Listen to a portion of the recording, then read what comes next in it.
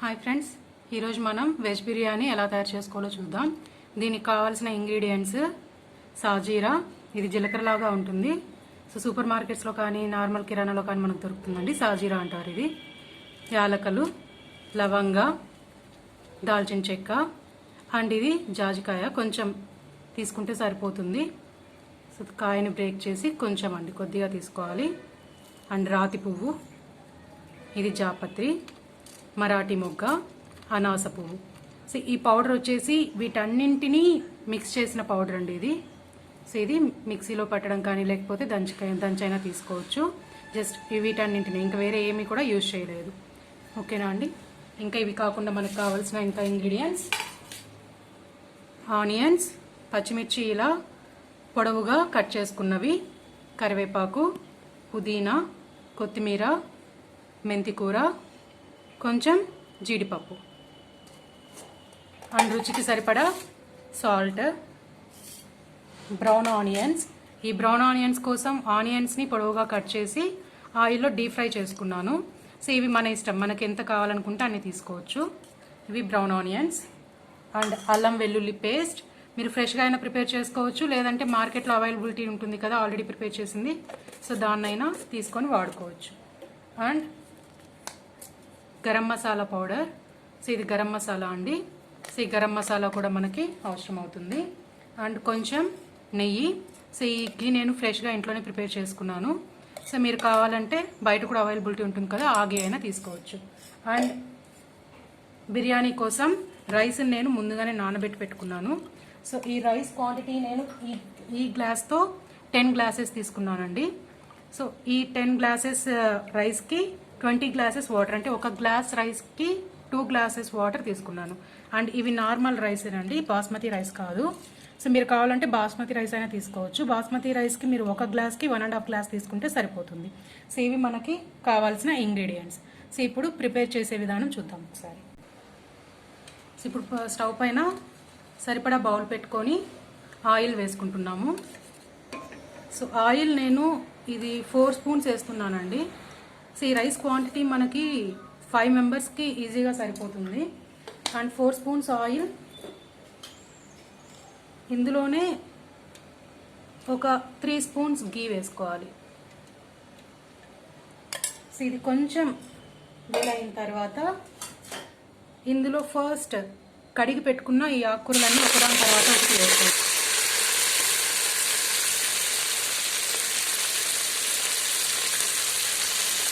So ఇందులో కరివేపాకు, మెంతికూర, సో వీటిని ఈ ఆయిల్లో వేసి కొంచెం ఫ్రై చేద్దాం.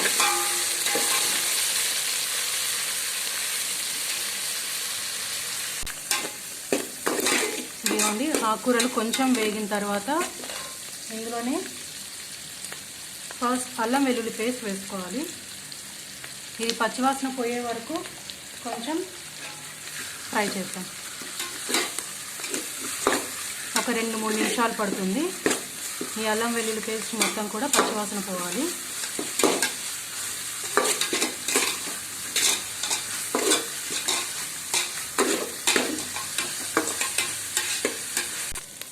అల్లం వెల్లుల్లి పేస్ట్ ఆల్మోస్ట్ ఫ్రై అయిపోయిందండి. ఇప్పుడు ఇందులో ఆనియన్స్, పచ్చిమిర్చి, ఈ జీడిపప్పు ఇవన్నీ కూడా వేసి కొద్దిగా ఫ్రై చేద్దాం.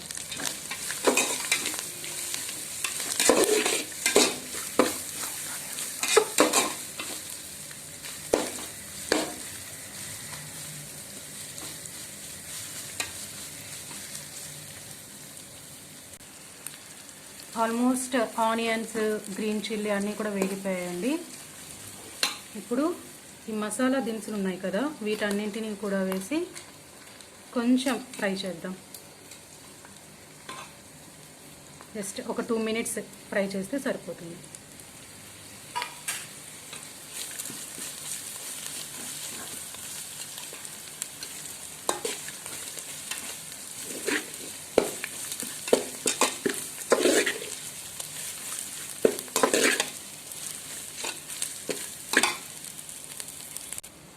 చూడండి, ఆల్మోస్ట్ అన్నీ వేగిపోయాయి. సో ఇంకా ఫైనల్గా ఆల్రెడీ ఈ దంచి పెట్టుకున్న ఈ పొడిని కూడా ఇందులో వేసేయాలి. వేసి జస్ట్ ఒక 1 మినిట్ అంతా కలిసేలాగా వేపండి.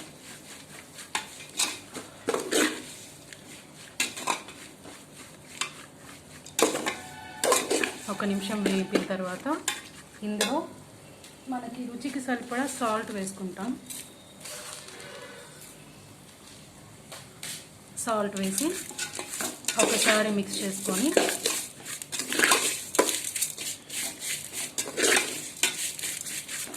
ఇందులో వాటర్ యాడ్ చేసుకోవాలి. రైస్కి సరిపడా వాటర్. సో నేను ఈ గ్లాస్తో తీసుకున్నానని చెప్పాను కదండి, 10 గ్లాసెస్ తీసుకున్నాను. సో ఓవరాల్గా 20 గ్లాసెస్ వాటర్ యూజ్ చేస్తున్నాను.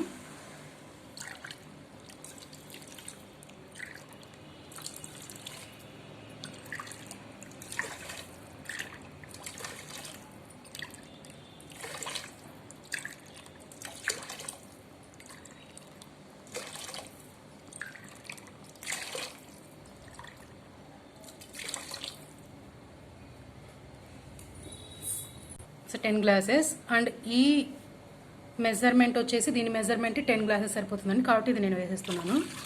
సో ఓవరాల్గా 20 గ్లాసెస్ వాటర్. అండ్ ఒకసారి ఇందులో సాల్ట్ చూద్దాము.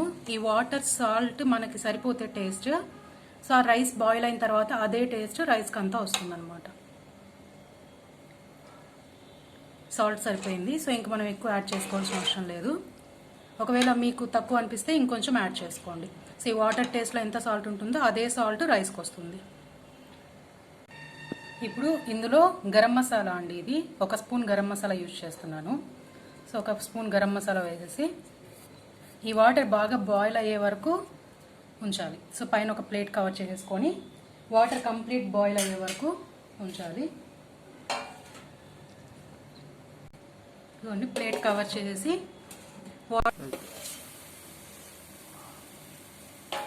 ఇదిగోండి వాటర్ ఇలా బాయిల్ అవుతున్నప్పుడు ఇందులో రైస్ యాడ్ చేయాలి.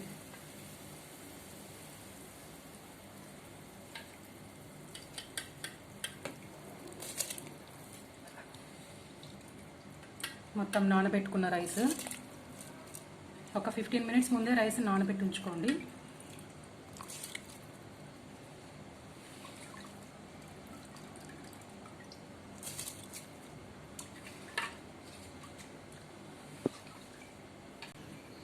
రైస్ మొత్తం యాడ్ చేసేసామండి. యాడ్ చేసి ఇప్పుడు కంప్లీట్గా రైస్ బాయిల్ అయ్యే వరకు ఉంచాలి. ఒకసారి ఎలా ఉందో చూద్దామండి. చూడండి ఇంకా ఉడకాలి, వాటర్ సరిపోతుంది ఎగ్జాక్ట్గా. సో మళ్ళీ కొంచెం టైం పడుతుంది. ఆల్మోస్ట్ రైస్ ఉడికిపోయిందండి.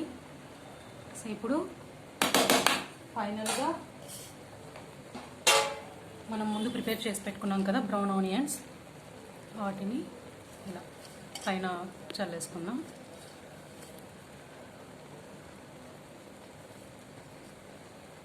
పైన వేసుకొని జస్ట్ ఒక 5 మినిట్స్ సిమ్లో పెట్టేసుకుందాం. సో 5 మినిట్స్ సిమ్లో పెట్టిన తర్వాత ఒకసారి కొంచెం కొత్తిమీర యాడ్ చేస్తున్నాను. ఇంకా ఇలా వేడివేడిగా ప్లేట్లో సర్వ్ చేసుకోవచ్చు.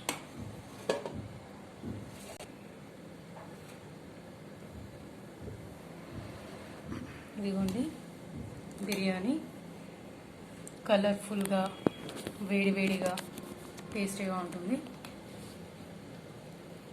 బిర్యానీ రెడీ.